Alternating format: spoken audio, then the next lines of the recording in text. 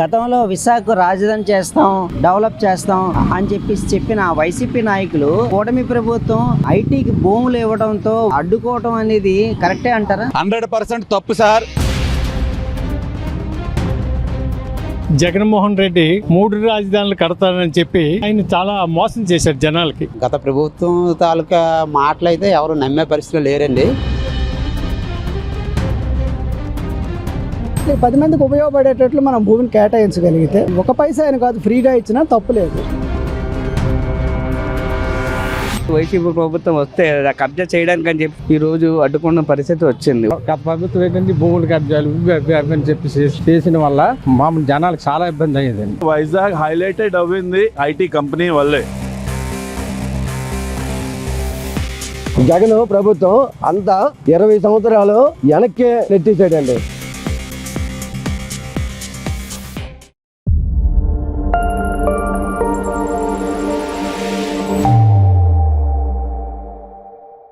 గతంలో రాజధాని తీసుకొస్తామని చెప్పేసి విశాఖకు డెవలప్ చేస్తామని చెప్పేసి వైసీపీ నాయకులు చెప్పి మోసం చేశారని అనుకోవచ్చు. అంటే ఇప్పుడు ఉద్యోగాలు ఇస్తాము తీసుకొచ్చి ఉద్యోగాలు ఇచ్చేదానికి ఐటీ కంపెనీలు తీసుకొస్తే ఇప్పుడు వీళ్ళు అడ్డుకునే పరిస్థితి ఎందుకు వచ్చింది అంటారు? గత ప్రభుత్వం తాలూకా మాటలైతే ఎవరు నమ్మే పరిస్థితిలో లేరండి. వాళ్ళు ఎన్ని చెప్పినా ఎన్ని చేసినా, ఎందుకంటే వాళ్ళు ఒక్క కంపెనీని కూడా తీసుకురాలేదు, ఉన్న కంపెనీలను కూడా వెళ్ళగొట్టారు. వాళ్ళు ఎంతసేపు 3 రాజధానులు అంటూ కాలక్షేపం చేశారే గానీ 3 రాజధానులు ఎక్కడ ఏం చేశారండి? వాళ్ళ ఋషికండ్లో ఒక ప్యాలెస్ కట్టుకున్నారు, అది ఒకటి తప్పితే వాళ్ళు చేసినటువంటి అభివృద్ధి అంటూ ఏమీ లేదు. ఎంతసేపు సంక్షేమం చేశారు.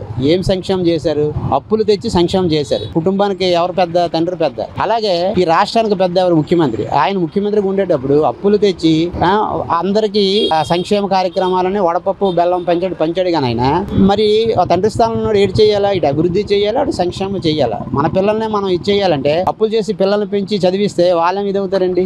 రేపొద్దున వాళ్ళకి అప్పులే చూపిస్తే ఏంటి మా నాన్న ఇలా చేశారని అంటారు. ఇప్పుడు సేమ్ అదే పరిస్థితి జరిగింది. చంద్రబాబు నాయుడు గారు అంటేనే ఒక విజనరీ లీడర్ సార్. ఆయన ముఖ్యమంత్రిగా ఎందుకు ఇంత మెజారిటీతో ఆంధ్రప్రదేశ్ ప్రజలు తెచ్చుకున్నారంటే ఆయన ఒక్క ఛాన్స్ అంటే ఆయనకు ఒక ఛాన్స్ ఇచ్చారు. ఆయన పరిపాలన ఎలా ఉంటుందో చూశారు. కాబట్టి ప్రజలు విసిగి వేసారిపోయి ఇంత మెజారిటీతో గెలిపించారు. అభివృద్ధి అంటే చంద్రబాబు నాయుడు, సంక్షేమం అంటే చంద్రబాబు నాయుడు గారు. చంద్రబాబు నాయుడు గారు ఆయన తాలూకా విజన్ అనేది 2020 అప్పుడు ఎవరు నమ్మలేదు. కానీ ఆ విజన్ ఎలా ఉందనేది సైబరాబాద్ సిటీని చూస్తే మనకు తెలుస్తుంది. ఆ నమ్మకం ఆంధ్రప్రదేశ్ ప్రజల్లో కూడా ఉండగాబట్టి మీకు ప్రపంచంలో ఎక్కడ కూడా 34,000 ఎకరాల భూమిని రైతులు ఇచ్చారంటే అది మామూలు విషయం కాదు. అది ఓన్లీ చంద్రబాబు నాయుడు గారి బ్రాండ్. ఆయన్ని చూసే ఇచ్చారు, అంతే తప్పితే ఇంకేం లేదు. 5 కోట్ల ప్రజల తాలూకా పిల్లలు వాళ్ళు బాగుపడాలి, అక్కడ రైతులు ఆ రైతు బిడ్డలు బాగుపడాలి, మన ఆంధ్రప్రదేశ్ బాగుపడాలి. మనకు రాజధాని అంటూ ఏమీ లేదు, రాజధాని అంటూ ఉండాలి. ఇప్పుడు విశాఖ ప్రజలు కూడా ఏ రోజు కూడా విశాఖపట్నం రాజధాని కోరుకోవాలని ఉత్తరాంధ్ర ప్రజలు ఎప్పుడు అనలేదండి. మనకి ఎందుకంటే అన్నిటికీ సెంటర్ లో ఉంటది, మంచి ప్లేస్ ఎంచుకున్నారనేసే ఈ ఉత్తరాంధ్ర ప్రజలు కూడా ఆనందపడ్డారు. కాకపోతే ఏంటంటే వాళ్ళు అసెంబ్లీలో ఉండి ఈ 30,000 ఎకరాలు సరిపోద్దంటే సరిపోద్ది, ఇక్కడే పెడతాము, ఇక్కడే మేము ఇల్లు కట్టుకుంటాము అనే రకరకాల ఇవి చేసి జిమ్మిక్కులు చేసి మొత్తానికి ఎలాగోలాగా అధికారంలోకి వచ్చారు. అధికారంలోకి వచ్చిన తర్వాత అన్ని కంపెనీలు వెళ్ళగొట్టారు తప్పితే ఒక కంపెనీ ఏం తెచ్చారు? మనకి ఇక్కడ HSBC ఉండేది శ్రీపురం జంక్షన్ లో, అది వెళ్ళగొట్టారు. అలాగే ఇక్కడ మన ఐటీ హిల్స్ లో చాలా ఐటీ కంపెనీలు పోయాయి. మళ్ళీ ఇప్పుడు చంద్రబాబు నాయుడు గారి మీద నమ్మకం మీదే, ఒక లోకేష్ బాబు గారి మీద నమ్మకం మీద ఈ రోజు TCS కంపెనీ తెచ్చారు. అది చంద్రబాబు నాయుడు గారి బ్రాండ్. అంతే తప్పించి మరి వీళ్ళు 99 పైసలు కాదు ఫ్రీగా ఇమ్మన్నాడు సార్. ఫ్రీగా ఇచ్చి ఆ TCS కంపెనీ ఎందుకు తేలేకపోయారు? ఫ్రీగా ఇచ్చి ఆ గూగుల్ కంపెనీ ఎందుకు తేలేకపోయారు? అందుకంటే ఆ వైసీపీ పార్టీని ఎవరు నమ్మే పరిస్థితిలో లేరు. ఒకసారి చూశారు, ఇప్పుడు మీరు ఎవరు ఏం చెప్పినా సరే ఈ నాన్నపురి కథే వస్తుంది. ఎవరు నమ్మే పరిస్థితులు లేరు సార్. దాని గురించి ఎవరు భయపడవలసిన అవసరం కూడా లేదు. ఆ పార్టీ ఇంక అయిపోయింది. ఆ పార్టీ గురించి మనం ఇంత డిస్కషన్ చేసి ఇంత ఇది చేసే అవసరం మనకు అవసరం లేదు. ఎందుకంటే ఆ పార్టీ ఏం చేసింది, వాళ్ళు ఎంత అభివృద్ధి చేశారు, ఏం చేశారు అనేది ప్రజలందరూ గమనించారు. లోకేష్ గారు అంటే ఈ రోజు సవ్యసాచండి. ఆయన ఒక మానవ అభివృద్ధి శాఖ తీసుకునేదే కాకుండా ఏ శాఖలోనైనా సరే ఈ ప్రాబ్లం ఉందని ఎవరు వెళ్ళినా సరే ఇమీడియట్ గా రెస్పాండ్ అయ్యి ఇమీడియట్ గా ఆ ప్రాబ్లం సాల్వ్ చేస్తున్నాడు. ఇప్పుడు దుబాయ్ లో, సింగపూర్ లో, లేదా ఇంకొక కంట్రీలో, ఏదైనా కంట్రీలో మన వాళ్ళు వెళ్ళి అక్కడ ఇబ్బందులు పడుతున్నారంటే ఇమీడియట్ గా దాని మీద యాక్షన్ తీసుకొని విత్ ఇన్ డేస్, ఒక 1 వీక్ లో ఆ ప్రాబ్లం సాల్వ్ చేస్తున్నారు. రాబోయే 30 సంవత్సరాలు ఈ తెలుగుదేశం ప్రభుత్వం, ఉమ్మడి ప్రభుత్వం ఉంటది. దానికి మీకు ఎటువంటి సందేహం అక్కర్లేదు. వైసీపీ నాయకులు డెవలప్ చేస్తామని చెప్పిన వాళ్ళు ఇప్పుడు ఐటీ భూములు ఇచ్చినట్టయితే వాళ్ళు ఎందుకు అడ్డుకుంటున్నారంటారు? గత గవర్నమెంట్ రాజధాని గురించి ఎన్నో తప్పుడు ప్రచారాలు చేసి ఏదైతే 35,000 ఎకరాలు భూమిని అమరావతిలో అందరూ కలిసి అసెంబ్లీలో సంతకాలు పెట్టి దాన్ని సేకరించిన తర్వాత దురదృష్టవశాత్తు జగన్మోహన్ రెడ్డి గారు వచ్చిన తర్వాత 3 ముక్కలాటతో 3 రాజధానులు అని చెప్పి ఏదైతే ఈ విశాఖపట్నాన్ని సర్వనాశనం చేశారో, ఎక్కడ గడ్డలు గాని కొండలు గాని పుట్టలు గాని ఏమీ లేకుండా మొత్తం అన్ని రాజధాని పేరుతో మొత్తం దోచిపెట్టారు. ప్రజలు కూడా వాళ్ళని నమ్మలేదు. ఎందుకంటే రాజధాని పేరుతో ఎంతో డ్రామాలు ఆడారు తప్ప వాళ్ళు ఇక్కడికి తీసుకొచ్చింది ఒక ఉద్యోగం గాని ఒక ఐటీ కంపెనీ గాని ఏమీ లేదండి. ఎందుకంటే మేము స్థానికంగా ఇక్కడ 30 సంవత్సరాల నుంచి ఇక్కడే నివసిస్తున్నాం. అప్పుడు రాజశేఖర రెడ్డి గారి తర్వాత చంద్రబాబు నాయుడు గారు 2014లో వచ్చిన తర్వాత కొన్ని ఐటీ కంపెనీలు ఇదే రోడ్ లో చాలా కలకల్లాడుతూ కంపెనీ వర్కర్స్ అందరూ తిరిగేవారు. అవన్నీ మాకు గత 5 సంవత్సరాల్లో ఏమీ జరగలేదండి. అంటే ఇక్కడ ఉన్న కంపెనీలన్నింటినీ కూడా పాత గవర్నమెంట్ ఇంటికి పంపించి అక్కడికక్కడ పంపించడం జరిగింది. మళ్ళీ చంద్రబాబు నాయుడు గారు, లోకేష్ బాబు గారు, మోడీ గారు, పవన్ కళ్యాణ్ గారు విశాఖపట్నం మీద ఎంతో ప్రేమతో ఐటీ కంపెనీలన్నీ తీసుకురావడానికి వివిధ రకాల ప్రణాళికలతో 90 పైసలకే భూమి ఏదో ఇస్తున్నారు అని చెప్పి దాన్ని తప్పుడుగా వైసీపీ వాళ్ళు నాయకులు ప్రచారం చేయడం అనేది చాలా దారుణం అండి. ఎందుకంటే 90 పైసలకే ల్యాండ్ ఇచ్చారంటే దాని వెనకాతల ఎంత మంది నిరుద్యోగుల భవిష్యత్తు ఉందో, ఎంత మంది నిరుద్యోగులు దీని వల్ల బెనిఫిట్ పొందుతారో, ఎన్ని వేల కోట్లు మనకి అవసరాలకి గవర్నమెంట్ కి ఉపయోగపడతాయో అనేది కూడా ప్రజలు గమనించాలి. ఆ టీసీఎస్ కంపెనీ, గూగుల్ కంపెనీ మీరు ఉండేటప్పుడు ఎందుకు తీసుకురాలేదని ఒక ఆంధ్రప్రదేశ్ పౌరుడిగా, విశాఖవాసిగా నేను వైసీపీ నాయకులకి అందరికీ కూడా హెచ్చరిస్తున్నాను సార్. వాళ్ళు ఉండేటప్పుడు ఇక్కడ ఉన్న ఐటీ కంపెనీలన్నీ తోలేశారు తప్ప ఎక్కడికి ఒక్క కంపెనీని కూడా తీసుకొచ్చే దాఖలాలు ఏ రోజు లేవు. తక్కువ రేటుకే భూమి ఇచ్చేశారని విష ప్రచారం చేస్తున్నారు. ఇటువంటి విష ప్రచారాలు మాని ఆంధ్రప్రదేశ్ భవిష్యత్తుకి మీరు కూడా మంచి సలహాలు ఇచ్చి మంచి వాళ్ళుగా పేరు తెచ్చుకోమని గత పాలకులకి హెచ్చరిస్తున్నాం సార్. అంటే ఇప్పుడు గతంలో వాళ్ళ కంపెనీలు తీసుకొని రాకపోగా ఇప్పుడు కంపెనీలు తీసుకొచ్చి ఉద్యోగాలు ఇస్తామంటే అడ్డుకునే పరిస్థితికి ఇలా చేయడం కరెక్టే అంటారా? 100% తప్పు సార్. ఎందుకంటే గత పరిపాలన అంతా ప్రజలు చూశారు. విసిగెత్తి చాలా విసిగెత్తిపోయారు సార్. ఇక్కడికి రాజధాని అని చెప్పి ఒక బూత్ చూపించి విశాఖపట్నంలో అనేక రకాలైన అక్రమాలు జరిగాయి తప్ప ఇక్కడికి ఒక్క కంపెనీ తీసుకొచ్చిన దాఖలాలు అయితే లేవండి. ఎందుకంటే మేము ప్రత్యక్షంగా ఇక్కడ చూసాం కనుక. ఎందుకంటే ఐటీ పార్క్ కి మేము దగ్గరలోనే ఒక 2 కిలోమీటర్ల దూరంలోనే ఉన్నాం. 30 సంవత్సరాల నుంచి కూడా మేము ఇక్కడే ఉంటున్నాం కనుక ఇటువంటి దారుణమైన మాటలు గాని, ఇటువంటి దారుణమైన అంటే ఆంధ్రప్రదేశ్ యువత భవిష్యత్తుని మీరు నాశనం చేయడానిక ఇటువంటి పుకార్లన్నీ పుట్టిస్తున్నారని ఈ సందర్భంగా మేము వాళ్ళకి తెలియజేస్తున్నాం సార్. గతంలో విశాఖకు రాజధాని తీసుకొస్తాం, డెవలప్ చేస్తాం అని చెప్పేసి అన్న వైసీపీ నాయకులు ఐటీకి భూములు ఇస్తే కంపెనీలకి దాన్ని ఉద్యోగాలు వస్తాయని చెప్పేసి ఆలోచనతో చేస్తే వీళ్ళు ఎందుకు సార్ అడ్డుకుంటున్నారు? వీళ్ళకి అసలు బుర్ర లేదండి. అసలు అంత పెద్ద యునైటెడ్ స్టేట్స్ కి ఒకటే క్యాపిటల్.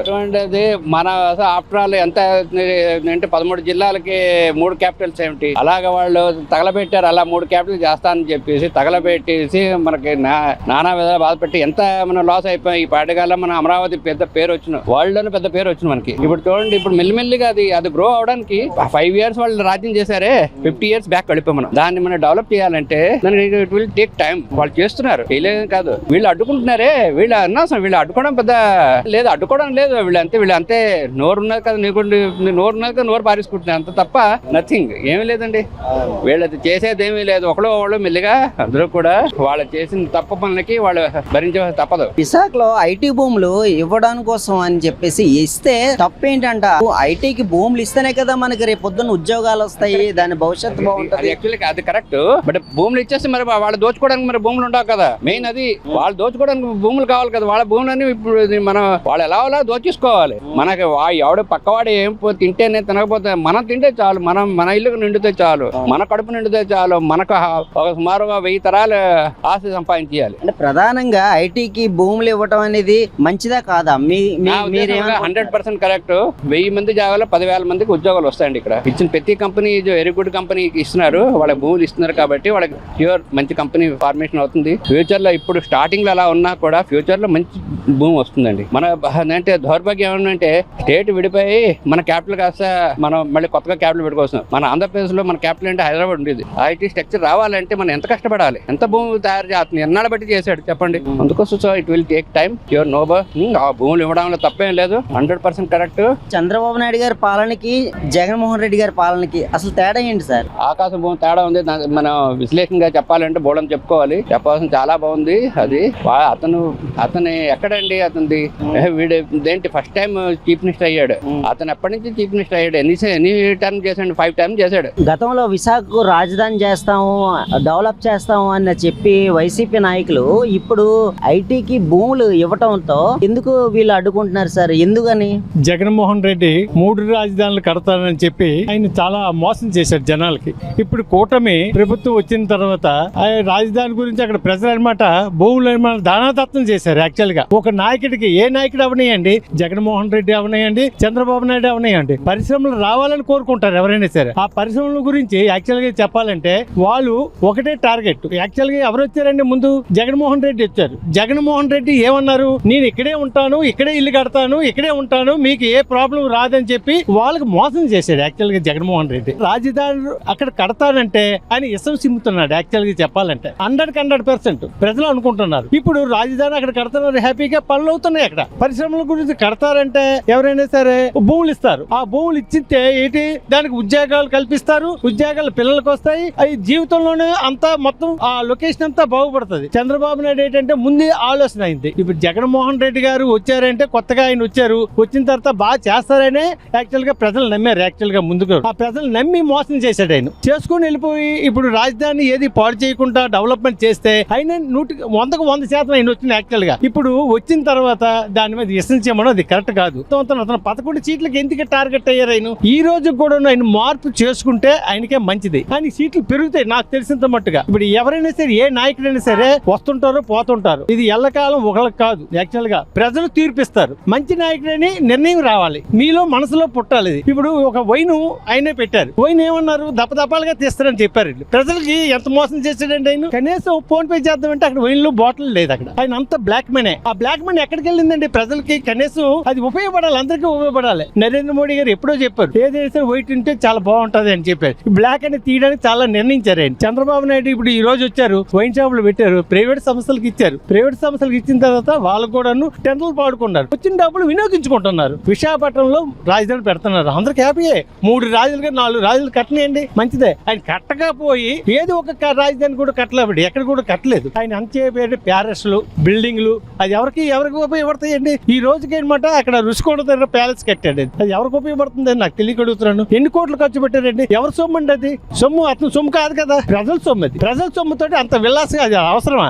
దేనికి ఉపయోగపడట్లే. ఈ రోజు ఫలానా కలెక్టర్ ఆఫీస్ తనఖా పెట్టేశాడు. కలెక్టర్ ఆఫీస్ తనఖా పెట్టవచ్చిన పనే వచ్చిందండి, తాకట్టు పెట్టవచ్చిన పనే వచ్చిందండి. అది అంత దౌర్భాగ్యం. ఇప్పుడు డెవలప్మెంట్ చేయాలంటే రకరకాలు సెంట్రల్ నుంచి నిధులు తెచ్చుకోవాలి. మంచి నాయకుడు అయితే పోరాడాలి. సెంట్రల్ లో విజయసాయి రెడ్డి గారు పెద్ద మినిస్టర్ అయిన, ఫైనాన్స్ మినిస్టర్ అయిన లాంటి కూడా అక్కడ ఏది ఒక రూపాయి కూడా తెచ్చుకోలేడు ఆంధ్రప్రదేశ్ కి. ఏం తెచ్చారండి? ఒక రోడ్డు సరైన చేశారా?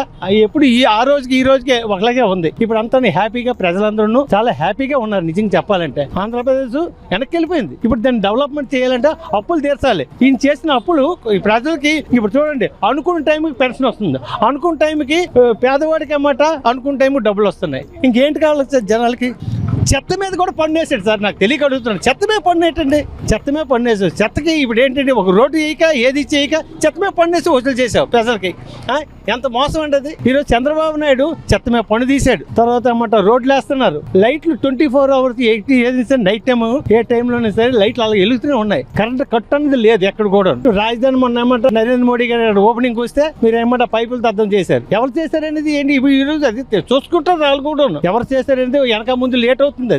అది 100% వాళ్ళే చేయొచ్చని అనుకుంటున్నారు ప్రజలందరూ. అది దొరుకుతారు అది కూడా. గతంలో విశాఖ రాజధాని చేస్తాము, డెవలప్ చేస్తాము అని చెప్పి చెప్పేసి వైసీపీ నాయకులు ఐటీ కంపెనీలకు భూములు ఇస్తే ఎందుకు అడ్డుకుంటున్నారు? గతంలో చూస్తే ఐటీ చాలా వరకు డౌన్ అయిపోయింది. కొన్ని కంపెనీ క్యాన్సిల్ అయిపోయింది. వైజాగ్ లో ఉన్న కంపెనీ వెళ్ళిపోయింది. ఎందుకంటే మనకి బాగా తెలుసు హెచ్ఎస్బిసి వైజాగ్ లో ఫస్ట్ వచ్చింది. దానివల్ల చాలా పూర్ ఫ్యామిలీకి సపోర్ట్ గా వచ్చింది. సపోర్ట్ వచ్చి ఒక మంచిగా డెవలప్మెంట్ కింద వెళ్ళింది. ఆ ఫ్యామిలీ కూడా బాగుపడ్డారు. మాత్రం అది వెళ్ళిపోయిన తర్వాత చాలా మందికి నష్టం జరిగింది. వితౌట్ ఎందుకంటే నాన్ ఐటీ వాళ్ళు బాగుపడ్డారు ఫస్ట్. దాని నుంచి తర్వాత ఐటీ వాల్యూ తెలిసింది. ఐటీ వాల్యూ తెలిసిన తర్వాత చంద్రబాబు నాయుడు వచ్చిన కంపెనీలోనే వెళ్ళారు. ఇప్పుడు ఈ మధ్యన ఒకవేళ కంపెనీకి భూమి లేకపోతే, కంపెనీ రాకపోతే ఇక్కడ నవయువకులు ఎంతమంది ఉన్నారు, వాళ్ళకి భవిష్యత్తు జాబ్స్ లేదు, ఇలాగే తిరుగుతున్నారు. దీని మీద ఏదో రియల్ ఎస్టేట్ ఏదో చేసుకుని అలాగ సర్వైవ్ అవుతున్నారు. విశాఖ ఐటీ కంపెనీలు వస్తే బాగుంటుంది అంటారా? చాలా బాగుంటది. ఎందుకంటే వైజాగ్ హైలైటెడ్ అవ్వింది ఐటీ కంపెనీ వల్లే. ఎందుకంటే ముందు న్యాచురల్ బ్యూటీ అనేవారు, ఇప్పుడు హైటెక్ సిటీ తర్వాత సెకండ్ వైజాగ్ డిజిటల్ సిటీగా వస్తుంది అనమాట. అదే విశాఖకు రాజధాని చేస్తామన్న గతంలో వైసీపీ నాయకులు ఇప్పుడు ఐటీకి భూములు ఇవ్వడం, కూటమి ప్రభుత్వం భూములు ఇవ్వడం జరిపారు. అంటే భూములు ఇవ్వడం వల్ల వీళ్ళు వైసీపీ నాయకులు అడ్డుకుంటున్నారు. దీన్ని మీరు ఎలా చూస్తారు? ఇప్పుడు సహజ వనరులు అనేటటువంటివి ప్రజలందరికీ చెందినాయండి. ఏ ఒక్కరు గుప్తాధిపత్యం ఇక్కడ ఉండదు. అంటే గాలి అయినా, నీరైనా, భూమి అయినా. ఇప్పుడు భూమి అనేది వీటన్ని గాలి, నీరు వీటిలన్నిటితో ఒక పక్కన పెడితే భూమి అనేది ఒక పరిమితమైనటువంటి ఆర్థిక వనరు. ఈ పరిమితమైన ఆర్థిక వనరుని యావన్ ప్రజానేకానికి ఉపయోగపడేటట్లు చేయాల్సిన బాధ్యత ప్రభుత్వానికి. ఇప్పుడు నలుగురికి ఒక ఫిల్మ్ స్టూడియోనో లేకపోతే నలుగురు ట్రస్ట్ పేరు చెప్పి ఇంజనీరింగ్ కాలేజీలు పెట్టుకుందాం అని వీళ్ళంతా ఏంటంటే వ్యాపారం చేస్తున్నారు. అలా కాకుండా ప్రజా బాహుళ్యానికి 10 మందికి ఉపయోగపడేటట్లు మనం ఒక ఇండస్ట్రీకో, అది ఐటీ కావచ్చు, మ్యానుఫ్యాక్చరింగ్ ఇండస్ట్రీ కావచ్చు, ఇంకోటి కావచ్చు. వాటికి 10 మందికి ఉపయోగపడేటట్లు మనం భూమిని కేటాయించగలిగితే దానికి కూడా కొన్ని కండిషన్స్ పెట్టి ఇవ్వాలండి. అది ఒక పైసా అని కాదు, ఫ్రీగా ఇచ్చినా తప్పు లేదు. భూమి అనేది ఇవ్వాలి. ఇవ్వకపోతే ఫ్యాక్టరీ పెట్టలేడు, ఇండస్ట్రీస్ రావు. ఈ పరిమితమైన ఆర్థిక వనరు ఏదైతే ఉందో భూమి అనేటువంటిది, ఆ భూమిని సద్వినియోగం చేయడానికి కొన్ని కండిషన్స్ పెట్టాలండి. ఇప్పుడు ఒక ఇండస్ట్రీని ఇన్వైట్ చేసామంటే పర్టికులర్ టైం, స్టిపులేటెడ్ టైంలో వాడు ఆపరేషన్ మొదలెట్టాలి. భూమి తీసుకొని 10 సంవత్సరాల తర్వాత ఇప్పుడు ఈడెవడో రియల్ ఎస్టేట్ వేసి వేరే వాళ్ళకి అమ్మేసాను అన్నాడు. ఆ రోజు రూపాయికి ఎకరా లెక్క ఇచ్చారు. అది ఉపయోగం లేకుండా పోయింది. ఇప్పుడు జస్ట్ లైక్ రామనాయుడు స్టూడియో అలా కాకుండా వాళ్ళకి 3 years 5 years టైం ఇచ్చి, లైక్ ఇప్పుడు కియా కార్ల ఫ్యాక్టరీ, ఇంకోటి ఇప్పుడు శ్రీ సిటీ ఉంది సెస్లో, ఆపరేషన్ వచ్చింది. 3 years టైం పెట్టే 3 years లో అన్ని ఆపరేషన్లోకి వచ్చాయి. వాటి వల్ల ఏంటంటే ప్రజలకు ఉద్యోగాలు వస్తున్నాయి, రెవెన్యూ జనరేట్ అవుతుంది, జిఎస్టీ రూపంలోనే ఇంకో రూపంలో ట్యాక్స్ మనకి కలెక్షన్ అవుతుంది. సో ఈ రకంగా ఏంటంటే మనం వనరులు ఇచ్చాము, అటు నుంచి ప్రజలకు ఉపయోగపడుతుంది ఆ వనరులు. ఇంకో విషయం ఏంటంటే ఎక్కడైతే ఏ ఏరియాలో అయితే మనం భూమిని కేటాయించామో అందులో నుంచి వచ్చినటువంటి ఆదాయంలో మెజారిటీ షేర్ అనమాట లోకల్ డెవలప్మెంట్ కి కేటాయించాలి. ఎందుకంటే ఇప్పుడు ఒక ఇండస్ట్రీ, ఇప్పుడు ఐటీ ఇండస్ట్రీ అంటే ప్రాబ్లం లేదు, అది పొల్యూషన్ కానీ ఏమి ఉండదు. ఒక ఫార్మా ఇండస్ట్రీనో లేకపోతే ఇంకొక ఇండస్ట్రీ పెట్టారనుకోండి, దానివల్ల ఏంటంటే ఏరియా పొల్యూట్ అవుతుంది, గ్రౌండ్ వాటర్ పొల్యూట్ అవుతుంది, ఎయిర్ పొల్యూట్ అవుతుంది. భూమి ఒకటే సరిపోవట్లేదు, మిగిలిన వనరులు కూడా కలుషితం అవుతున్నాయి. సో దాన్ని కాంపన్సేటరీగా ఏం చేయాలంటే ఆ లోకల్ పీపుల్కి అందరికి కూడాను ఆ వచ్చిన షేర్లో వాళ్ళ డెవలప్మెంట్ కేటాయించమని చెప్తున్నాను. గతంలో విశాఖకు రాజధాని చేస్తామన్న వైసీపీ నాయకులు ఇప్పుడు విశాఖ డెవలప్మెంట్ చేస్తూ ఉంటే వాళ్ళు తట్టుకోలేకపోతున్నారు. అంటే ఐటీకి భూములు ఇవ్వడం వల్ల మనకి ఎన్నో ఉద్యోగాలు వస్తాయి, దాన్ని ఎందుకు అడ్డుకుంటున్నారు అసలు? టీడీపీ ప్రభుత్వం వచ్చిన దగ్గర నుంచి అండి డెవలప్మెంట్ అనేది ప్రతి మానవుడు కూడా, చదువుకున్న విద్యార్థుల దగ్గర నుంచి పెద్దవాళ్ళు, ఉద్యోగస్తులు, ఏజ్డ్ సిటిజన్ ఏజ్ వచ్చిన వారు 60 సంవత్సరాలు దాటిన వాళ్ళకు కూడా ఇవన్నీ గ్రహిస్తున్నారండి. ఈ ప్రభుత్వం వచ్చిన తర్వాత డెవలప్మెంట్ అనేది కనిపించింది. ఈ రోజు అమరావతి రాజధాని కట్టడం, అక్కడ డెవలప్మెంట్ చేయడం, మోడీ గారిని తీసుకొచ్చి మీటింగ్ పెట్టి పునరావృత్తిన ఓపెన్ చేయడం, ఇవన్నీ కూడా చేశారండి. ఇది సక్సెస్ అవడం చూడలేక ఈ వైసీపీ నాయకులు విశాఖ జిల్లాకి ఐటీ భూములు ఇచ్చింది ఇది ఒక అపనింద వేయడానికి టీడీపీ మీద వెదజల్లుతున్నారండి. ఇది కరెక్ట్ కాదండి. వైసీపీ నాయకులకి నా యొక్క గమనికండి. చంద్రబాబు నాయుడు గారు వచ్చిన తర్వాత ఇక్కడ ఐటీ పార్కు సజ్జన్ ఉద్యోగాలు కొన్ని లక్షలు ఇక్కడ వస్తున్నాయండి. కంపెనీలు కూడా పెట్టడం వల్ల డెవలప్మెంట్ జరుగుతుందండి. ఆల్రెడీ ప్రతి విద్యార్థి కూడా, చదువుకొని ఐటీ చేసిన విద్యార్థి కూడా ఉద్యోగం రావడానికి అవకాశాలు ఉన్నాయండి. మన విశాఖ జిల్లాకి వైసీపీ మునుపటి రాజధాని చేద్దామని అన్నారండి, కానీ ఒక్క డెవలప్మెంట్ కూడా వాళ్ళు చేసింది కనిపించలేదు. ఇక్కడ రాజధాని చేయడానికి కూడా ఒక పునాది అనేది కూడా వేయలేదండి. జగన్ ప్రభుత్వం అంతా 20 సంవత్సరాలు వెనక్కి పెట్టి నెట్టేసాడండి. ఈ డెవలప్మెంట్ చేసుకొచ్చిన చంద్రబాబు నాయుడు గారు టీడీపీ పార్టీ చేసుకున్న డెవలప్మెంట్ అన్ని కూడా 20 సంవత్సరాలు వెనక్కి వెళ్ళిపోయిందండి. గతంలో విశాఖ రాజధాని చేస్తాం, డెవలప్ చేస్తాం అని చెప్పిన వైసీపీ నాయకులు చేయకపోగా ఇప్పుడు కూటమి ప్రభుత్వం ఐటీకి భూములు ఇవ్వడంతో ఒకసారిగా వాళ్ళు అడ్డుకునే పరిస్థితి నెలకొల్స్తున్నారు. అంటే అడ్డుకోవటం అనేది కరెక్టే అంటారా? చాలా తప్పండి. యువతకి ఉద్యోగాలు లేక చాలా మంది సాఫ్ట్వేర్ జాబ్లు కూడా పోయి చాలా మందికి వచ్చిన కంపెనీలు ఓడిపోయిస్తారు. మన ఇక్కడ సాఫ్ట్వేర్ కంపెనీ ఉంది కదా, ఐటీ అన్ని ఖాళీగా ఉన్నాయండి ఉద్యోగాలు లేక. చంద్రబాబు నాయుడు గారు వస్తే కంపల్సరీ ఎడ్యుకేషన్ అభివృద్ధి చెందుతుంది, సేమ్ టైం ఎంప్లాయ్మెంట్ బాగా పెరుగుతుంది. భూములు ఇవ్వకపోతే ఏ కంపెనీ సార్ పెడుతుంది? ఐటీ కంపెనీలు భూములు ఇస్తే కదా పెడతారు ఎవరైనా. ఉద్యోగాలు వస్తాయి, ఏ కంపెనీ పెడితే మంచి ఉద్యోగాలు వస్తాయి, మంచి జాబ్స్ వస్తాయి. యువతకి ఉద్యోగాలు లేవండి.